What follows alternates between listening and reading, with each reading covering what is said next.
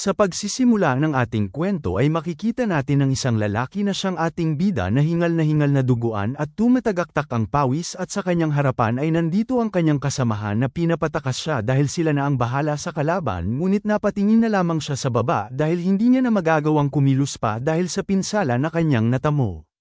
May isang tao naman ang bumubunot ng espada at ang espada nito habang humihiwalay sa kanyang sisidlan ay umaapaw naman ang liwanag nito.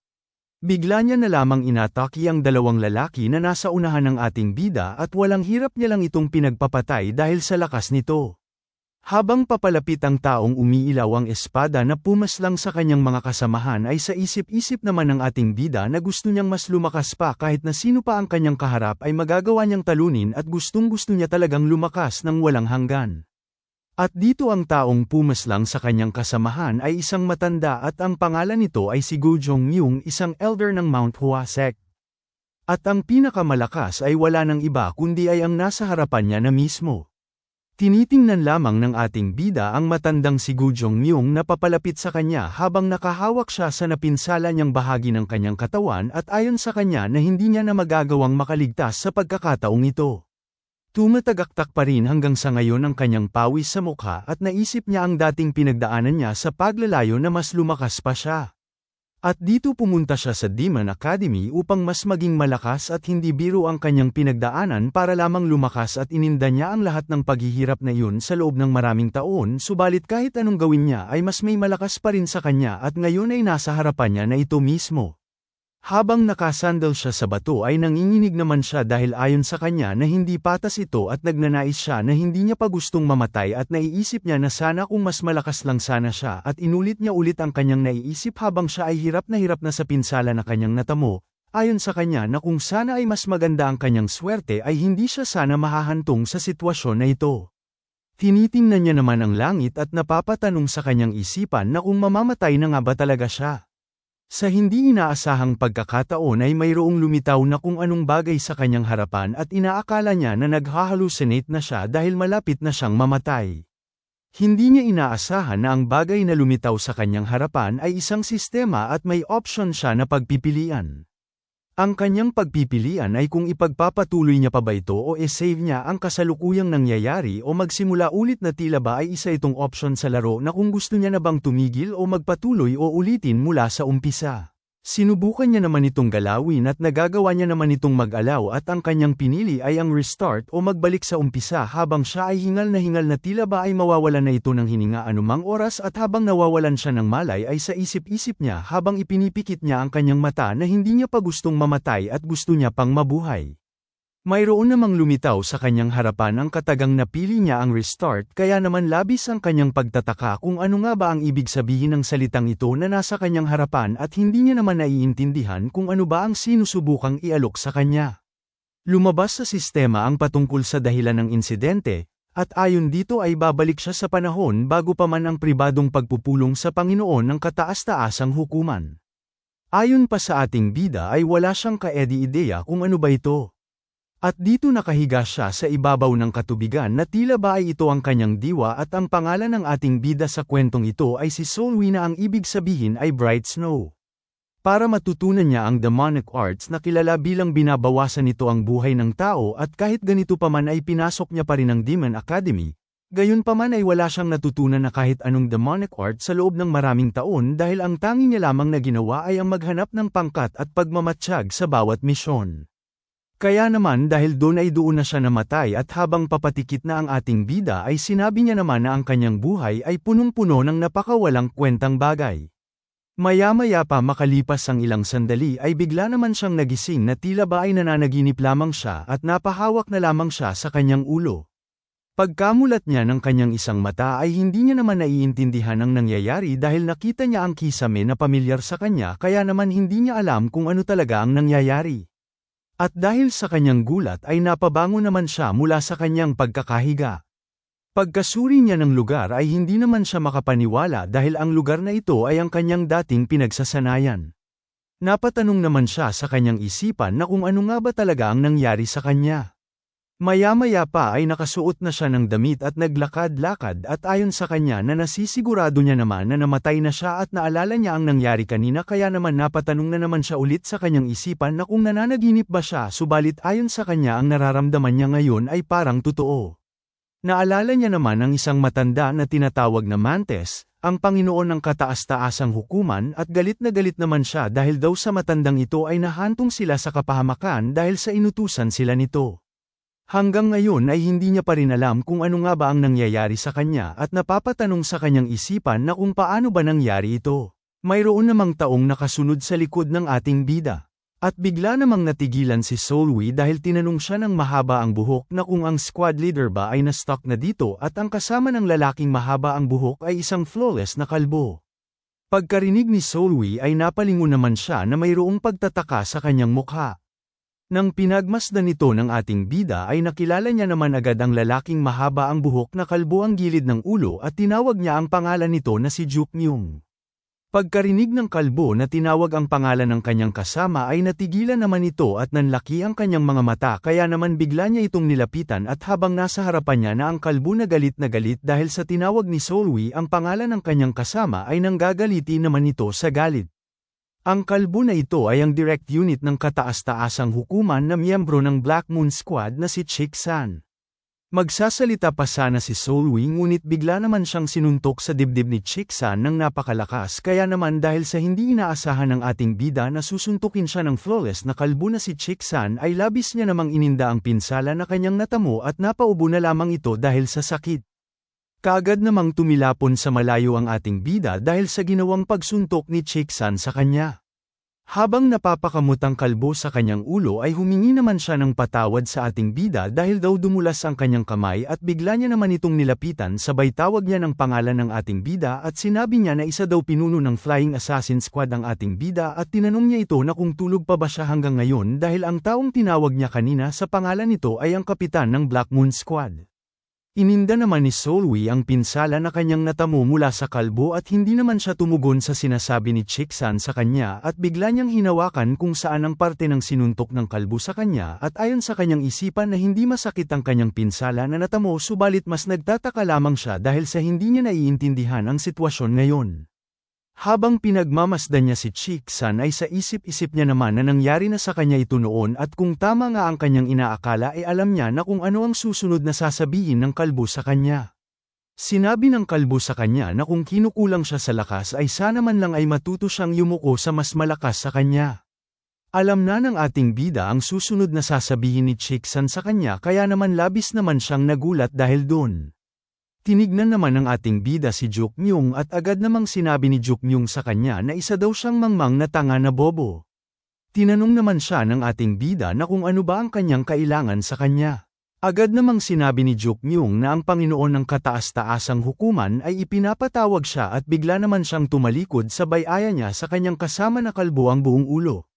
Hindi pa man siya nakakalayo ay bigla niyang sinabi sa ating bida na napakaswerte niya talaga. Nang marinig yun ng ating bida ay hindi niya naman naiintindihan kung ano ba ang ibig sabihin nito sa kanya at agad namang naglakad papalayo si Juk Myung at bigla namang bumangon ang ating bida habang sinasabihan niyang mangmang si Chick-san habang ang kalbo naman ay mayabang pang tumatawa na nakatingin sa kanya habang sila ay papalayo.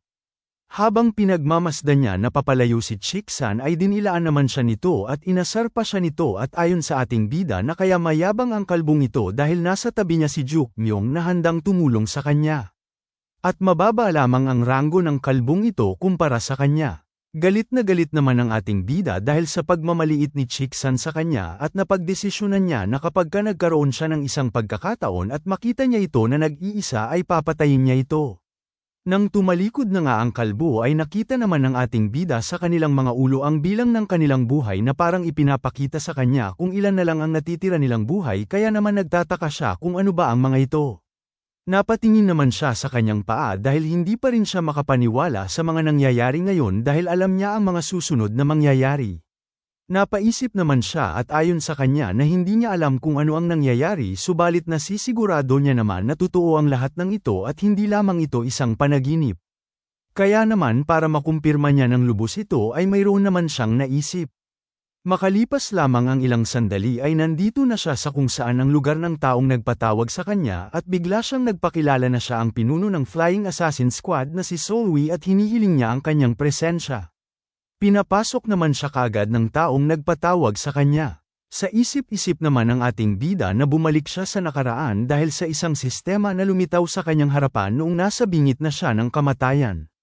Ang taong nagpatawag sa kanya ay ang tinatawag na Mantes at mayroon siyang kausap na isang kalbo at habang papasok ang ating bida ay sa isip niya na ang taong nagmitya sa kanyang kamatayan ay walang iba kundi ang Panginoon ng kataas-taasang hukuman na tinatawag na Mantes. Nang makapasok na siya sa silid ay nagpakilala naman siya ulit na siya ang pinuno ng Flying Assassin Squad na si Solwi at nandito siya upang makatanggap ng utos mula sa Panginoon ng Supreme Court. Ayon sa kanya habang pinagmamasdan niya ang kalbo na kagaya nga ng kanyang inaasahan sa kanyang naaalala na kausap ng Lord of the Supreme Court ang kasalukuyang leader ng Court of the Holy Deity. Ayon sa ating bida na mayroong lugar na tinatawag na Red Demon Chamber at ito ay ang kauna-unahang core branch ng Demon Academy at sa loob nito ay mayroong 5 hukuman. Ang court leader daw ay nagtataglay ng hindi kapani-paniwalang martial arts skill at alam raw nito kung paano gamitin ang demonic flame. Ang demonic flame ay may kakayahang gawing abo ang isang tao kahit pa ang buto nito sa isang pag-atake lamang. Dahil raw sa kakilakilabot na personalidad nito ay magagawa daw nitong patayin ang lahat ng taong hindi nito gusto. Pinagmasdan niya naman ito at ayon sa kanya na ang taong ito ay hindi niya mapagkakatiwalaan. Subalit wala naman siyang magagawa kundi ay ang sundin kung ano man ang inuutos ng matandang ito sa kanya. Sinabi naman ng Mantes sa pinuno ng Holy Deity na kagaya nga ng kanyang nabanggit kanina ay ang batang ito ay si Solwi. Habang papainom ng tsaa ang kalbo ay tugon niya naman na parang mas malakas nga ito kagaya nga ng kanyang sinabi kanina patungkol sa kanya subalit dagdag niya pa na ang pagbati daw ng batang ito ay parang labag sa kanyang damdamin dahil parang may nararamdaman itong galit at nang marinig yun ng ating bida ay napagtanto niya naman na ganito rin ang nangyari dati kaya naman napagdesisyonan niya na lumuhad at yumuko at bigla siyang sumigaw na humihingi siya ng patawad dahil sa kanyang hindi kaaya-ayang pagbati sa kanila. Habang tinitingnan ng kalbo ang ating bida ay sinabi naman ng Mantes sa ating bida na nakikiusap siya na huwag siyang samobra at huwag siyang umasta na parang isa itong interogasyon at nakiusap siya na huwag niya siyang ipahiya kagaya nito. Habang lumuluhod na nakayuko ang ating bida ay patuloy pa rin siyang pinagsasabihan ng Mantes na sapagkat hindi niya alam kung paano ang tamang pagkilos sa harap ng pinuno ng Court of the Holy Deity at sinabihan niya pa itong huwag niya siyang patawanin. Naalala naman ng ating bida na 4 na araw na daw ang nakakalipas ay inutusan niya daw ito na bumati ng kagaya nito. Bumalik naman ang eksena at dito inutusan siya ng Mantes na tumayo na siya. Tinignan naman ng ating bida ang Mantes at napapatanong siya sa kanyang isipan na kung ito ba ang kanyang gusto na itinuturing siyang isang walang kwenta. Kaagad naman siyang tinanong ng Mantes na kung ano ba ang kanyang naiisip patungkol sa pagiging isang kawani ng Chonil Office. Sinabi naman ng ating bida na kung patungkol ito sa Chonil Office ay hindi naman siya pinatapos magsalita ng Lord of the Supreme Court at bigla itong nagsalita na dahil nagpapakita siya ng kahangahangang interes patungkol sa demonic arts ay napansin niya ito kaya naman may iaalok siya sa kanya. Sa isip-isip naman ng ating bida na ginagawa siyang paen nito. At ang tinutukoy na Chonil Office nito ay ang lugar na naglalaman ng libu-libong klasipikadong mga libro. Habang papainom ng tsaa ang Lord of the Supreme Court ay sinabi niya naman sa ating bida na sa kabilang banda ay iniisip niya na bibigyan niya ito ng nararapat na misyon para sa kanya. At pagkarinig ng ating bida ay bigla naman siyang natigilan at bigla niyang naalala ang nangyari sa misyon na yun. At ayon sa kanya na ipapasabak na ito sa misyon sa Mount Hua Sect's outpost na ang tanging dalang sandata lamang ay isang kutsilyo. Naalala niya naman ang sistema na lumitaw sa kanya bago siya tuluyan na mawala ng malay at ayon sa kanya na baka isa itong pagkakataon na ibinigay sa kanya ng kalangitan kaya naman mas nanaisin niyang hindi tanggapin ang misyon. Habang nakatayo siya sa harap ng 2 matataas na tao ay napagdesisyonan niya naman na sa pagkakataong ito ay hindi na siya mamamatay ulit kaya naman bigla siyang nagsalita at humihiling siya na may gusto siyang sabihin at nang walang ano-ano ay bigla na lamang siyang natigilan dahil biglang lumitaw ang sistema at mayroon na naman siyang pagpipilian. May 3 siyang pagpipilian at ang una ay ang sundin niya ang lahat ng kahit anong iutos sa kanya.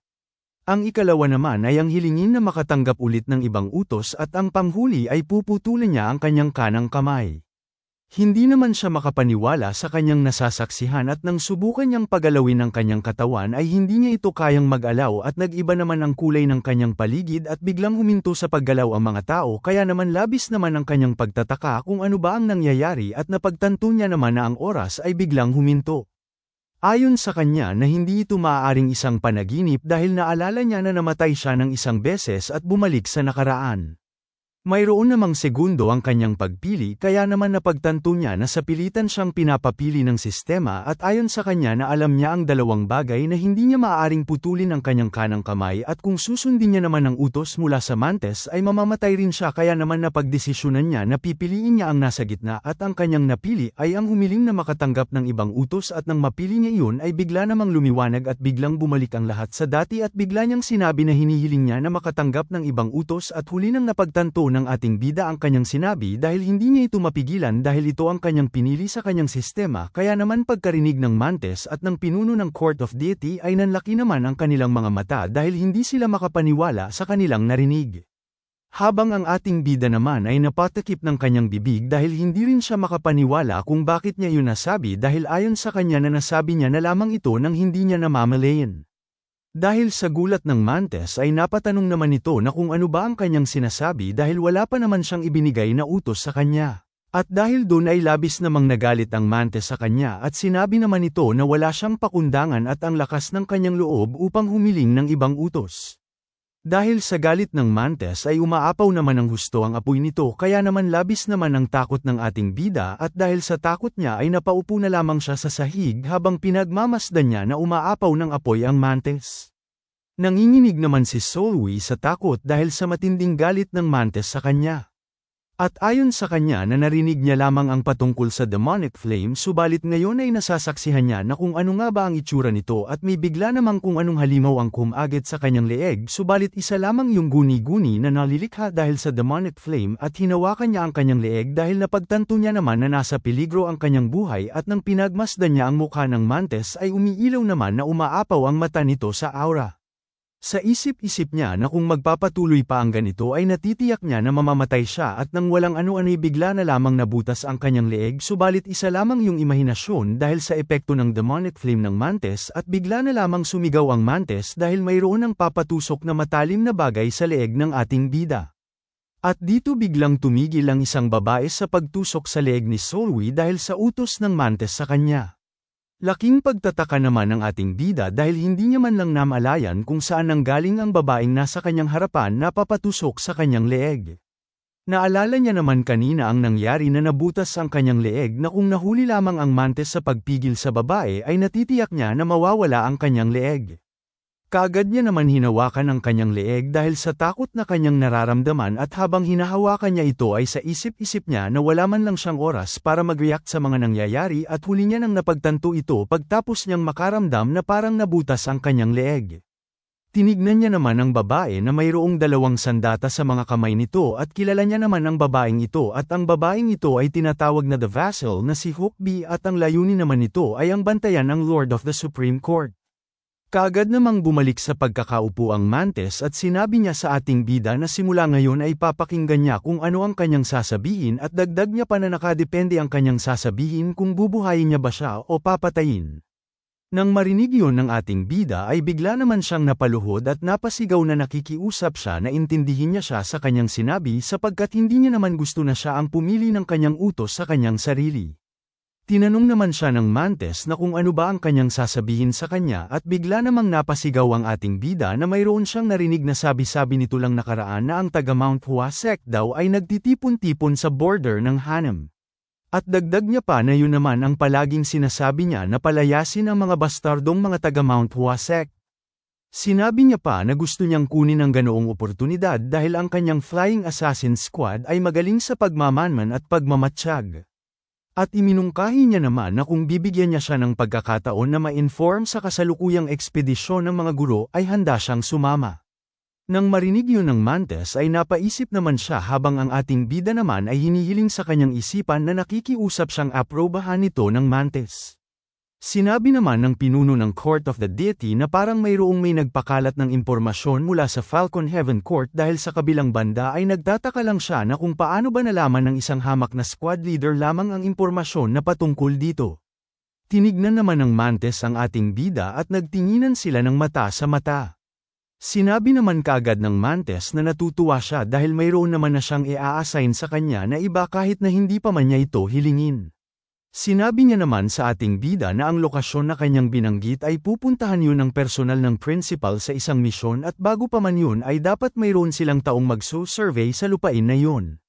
Kita naman ang refleksyon ng mukha ng Mantis sa kanyang tsaa na masayang-masaya na inuutusan niya si Solwi na siya na ang pumunta upang suriin kung anong uri ang mga tao na nandito at kung ano ba ang itsura ng lugar at tiyakin niya na susuriin niya ito ng mabuti at ibigay niya ang nakalap niyang impormasyon sa kapitan ng Flying Assassin Squad. Walang pag-alinlangan naman na tumugon ng ating bida na iginagalang niya ang kanyang utos. Sinabi naman ng Mantis na kung sa gayon ay pwede na siyang umalis sabay inom niya ng kanyang tsaa. Nang marinig yun ni Solwi ay nakahinga naman siya ng malalim dahil ayon sa kanya na maswerte siya dahil nabuhay pa siya sa pagkakataong ito. Nang papalabas na siya ng silid ay tiningnan naman siya ni Hukbi na siyang ikinagulat naman ng ating bida subalit hindi niya naman ito pinansin at nagpatuloy na ito sa kanyang paglalakad ngunit ang tingin ni Hukbi sa kanya ay nakasunod pa rin. Parang takot naman ang ating bida pagkalagpas niya sa babae at mayroon namang sistema sa kanyang harapan subalit lininggan niya naman si Hukbi dahil nakita niya na naman ang numero ng buhay nito. At dito mayroong 4 na buhay si Hukbi kaya naman labis naman ang pagtataka ni Solwi na kung bakit ba 4 ang buhay nito. Maya-maya pa makalipas ang ilang sandali ay nasa labas na siya ng palasyo at naghihilamos siya ng kanyang mukha at sa isip-isip niya naman na hindi pa rin siya makapaniwala sa nangyayari ngayon ngunit kailangan niya itong paniwalaan dahil ang nangyayari ngayon sa kanya ay ang tunay na realidad. Subalit habang tinitingnan niya ang kanyang mukha sa tubig ay nakita niya naman sa ibabaw ng kanyang ulo na ang salitang coin 1 at last chance at ang ibig na sabihin lamang nito ay iisa na lamang ang kanyang buhay. Nang makatapos na nga siya sa paghihilamos ay nagsimula siyang maglakad-lakad at naalala niya ang inuutos ng matanda sa kanya na suriin nila ang lugar at kung anong uri ang mga taong nandoon sa lugar. Ayon pa sa ating bida na pagtapos nilang suriin ang lugar ay wala man lang dumating na backup sa kanila upang sila ay tulungan kaya dahil dun ay namatay siya at wala man lang matatakbuhan kaya naman napasabi siya na mga walang hiya na bastardo ang mga ito. Tiningnan niya naman ang kabilang bundok at napatanong siya sa kanyang isipan na kung tatakas na lang ba siya patungo sa Jongwon subalit naiisip niya rin na hindi yun magiging madali dahil ang kanyang natutunan ay ang demonic arts. Tiningnan niya naman ang kanyang kamay at ayon sa kanya na ang demonic arts energy na kanyang taglay ay hindi kaaya-aya at masama kaya naman hindi niya ito magagawang maitago kahit na ano pa man ang kanyang gawin. Walang paraan upang ang mga sundalo ng Morem ay hindi mapansin ang kanyang masamang enerhiya dahil ang mga ito daw ay matatalas ang kanilang pandama at kung pupunta man siya sa Jongwon ay hindi rin tatagal ay hahabulin rin naman siya ng mga sundalo dito na parang aso at papatayin. Patuloy lamang siya sa paglalakad at iniisip niya na kahit ano pa man ang kanyang gagawin ay hindi niya pa rin maiiwasan ang mamatay at sa kanyang paglalakad ay mayroon siyang napansin. At dito nakita niya ang kalbo na si Chiksan na humahamak sa kanya at nang aalipusta habang nakaupo sa bato na hawak-hawak ang espada. Nagsalita naman agad si Chiksan na parang nakatanggap ito ng importanteng utos mula sa kataas-taasang hukuman at bukod pa dyan ay parang nagkaroon talaga siya ng bilang sa opisina ng Panginoon ng kataas-taasang hukuman at iminungkahi niya na dapat siya mag-ingat. Nagmaang-maangan naman ang kalbo at sinabi niya sa ating bida na sarili niya lamang ang kanyang kinakausap kaya naman tinanong niya ito na kung narinig niya ba ang kanyang sinasabi kanina at dagdag niya pa na kahit pa narinig niya ay wala siyang pakialam. Samantala ang ating bida naman ay seryoso lamang na tinitingnan ng kalbo at ayon sa kanya na mayroon na lamang itong isang buhay at habang nakatayo siya ay naaalala niya naman ang pagpaslang sa kanya at nang muntik na siyang mapatay ni Hukbi kanina at nang makita niya ang nasa kanyang ulo kanina habang naghihilamos siya na mayroon na lamang siyang huling pagkakataon. Napagdesisyonan niya naman na kung susundin niya ba ang utos upang mamatay o kung mayroon siyang gagawin. Iminungkahi naman ni Solwi sa kalbo na tumingin siya sa kanya at nang marinig yun ni Chiksan ay tinanong niya naman ito na kung may gusto ba siyang sabihin sa kanya. Seryoso namang sinabi ng ating bida sa kanya na mayroon lamang siyang gustong kumpirmahin at bigla siyang naglakad patungo sa kalbo habang ang kalbo naman ay hindi niya naiintindihan kung ano ba ang ibig na sabihin ng ating bida sa kanya kaya naman bahagyang napa-atras ito. Tumahimik naman ang paligid sa pagitan nilang dalawa at nang walang ano-ano'y bigla na lamang sumugod ang ating bida patungo kay Chiksan at nang makita yun ni Chiksan ay labis naman siyang nabigla dahil hindi niya ito inaasahan at nagmamadali naman siyang bunutin ang kanyang sandata ngunit hindi niya pa man nabunat ang kanyang sandata ay inatake na siya ni Solwi kaya naman napasalag na lang ang kalbo nang hindi niya pa nagagawang mapalabas ang kanyang sandata. Biglang tinanong ng kalbo ang ating bida na kung ano ba sa tingin niya ang kanyang ginagawa. Hindi naman tumugon ang ating bida sa katanungan ng kalbo bagkus ay mas nilakasan niya ang kanyang pag-atake sa kalbo kaya naman dahil sa lakas ng kanyang pag-atake gamit ang kanyang espada ay walang sinabi ang laki ng katawan ng mangmang na kalbo at dahil dun ay nagkaroon ng pagkakataon ng ating bida na atakihin sa katawan ang kalbo gamit ang kanyang espada. Nasugatan sa binti ang kalbo kaya naman sumirit ang dugo nito. Kinumpirma naman ng ating bida sa kalbo na ang sinabi niya ay kung nagkaroon siya ng bilang sa opisina ng kataas-taasang hukuman ay ipinaliwanag niya naman habang siya ay naghahanda na nagawa niya lamang yun upang makakuha ng ilan ng mga sagot sa kanyang mga katanungan at dahil mas gusto niyang mas lumakas pa kahit pa kanino man subalit wala naman siyang napala na kahit na ano. Bigla naman siyang umatake patungo sa kay Chiksan at ginamit niya ang kanyang teknik na tinatawag na Black Demon 7 Swords 3 Seconds Rule subalit nagagawa naman ito mas alag ng kalbo ngunit nahihirapan lamang siya na mas alag ang bawat pag-atake ng ating bida. Pagkatapos nun ay galit namang sumigaw ang kalbo at tinawag niyang baliw na mangmang ang ating bida at tinanong niya ito na kung inaakala niya bang magiging ligtas siya ngayon.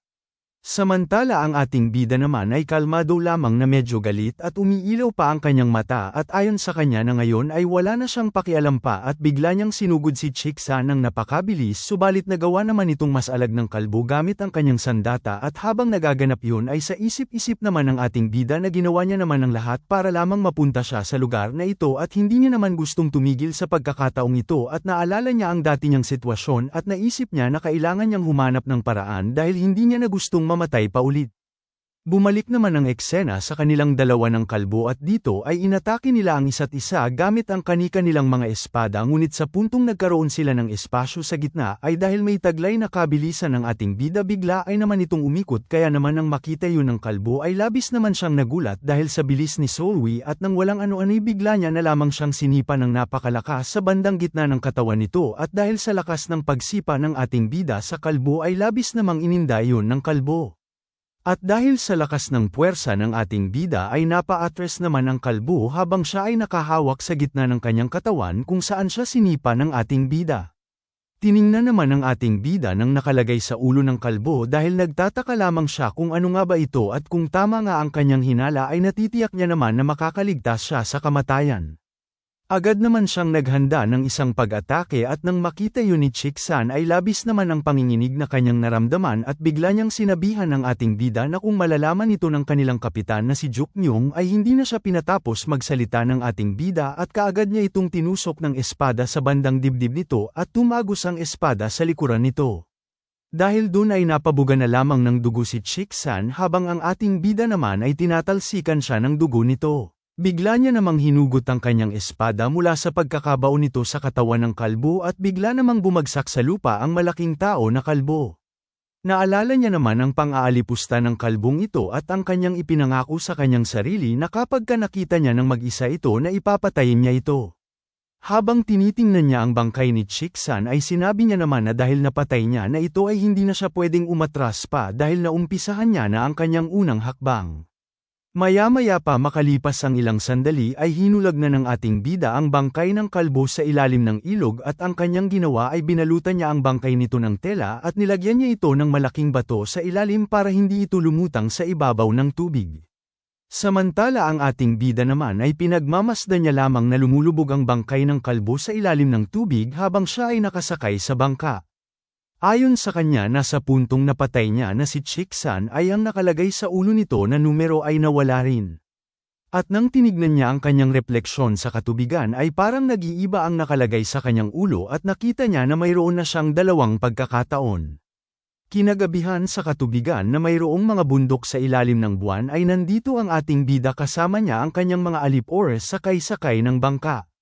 Habang binabaybay nila ang katubigan na mayroong malakas na agos ng tubig at matatarik na mga bundok na bato ay dito nyo naman napagdesisyonan na dumaan dahil ito daw ang pinakaligtas na lugar upang makadaan. At naalala niya naman ang utos sa kanya ng Mantes na suriin niya ang lugar kung anong uri ng mga tao ang mga nandito at ibigay niya sa kanilang kapitan ang impormasyon patungkol dito. Habang nakasakay sila sa bangka ay sa isip-isip naman ng ating bida na sa bandang huli ay wala rin siyang nagawa kundi ay ang puntahan ang lugar na kung saan siya namatay dati. Dahil kapag nanatili pa siya sa akademya ay papatayin rin naman siya ni Juk Myung. Maya-maya pa makalipas ang ilang sandali ay narating na nga nila ang kanilang pupuntahan at kaagad naman silang bumaba sa bangka na kanilang sinakyan at habang bumababa ang ating bida ay tiningnan niya naman ulit ang kanyang reflection sa tubig at nagtataka lamang siya dahil hindi pa rin ito nawawala magpahanggang sa ngayon dahil nagkaroon daw siya ng 2 coins at second chance pagkatapos niyang napatay si Chick-san subalit hindi niya pa rin naiintindihan kung ano nga ba ito. Bigla namang tinawag ng babaeng ito si Solwi bilang squad leader at ang babaeng ito ay ang kapitan ng kanilang squad na tinatawag na Flying Assassin Squad na si Chul Soo-jin at agad namang yumuko ang ating bida dahil tinawag siya ng kanilang kapitan. Sinabi naman ni Chul Soo-jin sa kanya na dahil nandito ang mga pangkat ng mga taga Mount Hwasek sa lugar na ito ay pinayuhan niya naman ng ating bida na huwag silang kikilos ng padalos-dalos at dagdag niya pa na tukuyin niya lamang ang bilang ng mga kalaban at kung ano ang sitwasyon ng lugar at bumalik na kaagad dito. Sa isip-isip naman ng ating bida habang pinagmamasdan niya ang mukha ng kanilang kapitan na hindi daw ito kumikilos kahit pa na siya ang kapitan ng namumuno sa 3 Flying Assassin Squad. Tinanong naman siya ni Chul Soo-jin na kung bakit hindi pa sila kumikilos at kaagad niya itong inutusan na kumilos na sila. Kaagad namang kumilos ang ating bida at inaya niya na ang kanyang mga kasamahan at sinabihan niya ito na sumunod sila sa kanya. Tiningnan naman ni Chul Soo-jin ang kanyang mga alip-ores habang ito ay papalayo sa kanya. Nagmamadali naman ang ating bida kasama niya ang kanyang mga kasamahan at habang tumatakbo sila ng mabilis ay sa isip-isip niya naman ni Solwi na wala siyang pagkakataon upang pag-isipan ito sa nakaraan subalit ngayon ay kapag naaalala niya ang nakaraan ay parang isa na lamang puzzle ito para sa kanya. Bigla niya naman inutusan ang kanyang mga kasamahan na tumbukin nila ang kanang bahagi ng lugar. At nang marinig iyon ng kanyang mga kasamahan ay hindi naman sila makapaniwala dahil hindi nila naiintindihan ito kaya naman tinanong nila ang kanilang pinuno na kung ano ba ang kanyang sinasabi. Sinabi naman ng ating bida sa kanila na tutumbukin nila ang kanang bahagi ng lugar kaya naman iminungkahin niya sa mga ito na bilisan na nilang kumilos. Nagtataka naman ang mga ito kaya naman kinumpirma ng isa sa kanyang katabi na babae na di ba ay dapat sa kaliwa sila dadaan. Sinang-ayuna naman ng babae ang kanyang sinabi kaya naman napatanong ito na kung ano ba ang iniisip ng kanilang pinuno. Habang nagmamadali silang tumbukin ang kanang bahagi ng lugar ay naalala naman ng ating bida ang nangyari dati na ang mga bastardong taga Mount Hwasek daw ay inatake sila na tila ba ay naghihintay na ang mga ito para sa kanilang pagdating at ayon sa kanya na hindi niya naman gustong mangyari yun ulit na mamamatay lamang sila na parang mga hayop. Naalala niya naman ang kanyang paghihirap noong una siyang pumasok sa Demon Academy at naiisip niya na hindi niya ginagawa ang paghihirap na ito para lamang mamatay sa kamay ng mga taga Mount Hwasek. Pumasok rin sa kanyang isipan ang nasa kanyang ulo na mayroon siyang 2 tsansa kaya naman napagtanto niya na mayroon na lamang siyang 2 pagkakataon upang mabuhay ulit. Sa kanilang pagmamadali ay mayroon namang biglang napansin ang ating bida kaya naman bigla niyang pinatigil ang kanyang mga kasamahan. At dito nakita nila ang isang bahay at ang bahay na ito ay mayroong 2 palapag. Kaagad naman siyang tinanong ng kanyang kasamahan na kung ano ba ang kanyang pinaplanong gawin at kung iniisip niya ba na posibleng mayroong isang taong nakakita sa kanila. Hindi naman sumagot ang ating bida sa kanilang mga katanungan bagkus ay parang nagagalit pa ito dahil ngayon pa talaga sa lahat ng oras na mangyari ang ganito. Tinignan niya naman ang kanyang mga kasamahan at sa isip-isip niya na baka magduda na ang mga ito sa kanya dahil iba ang kanilang dinaanan.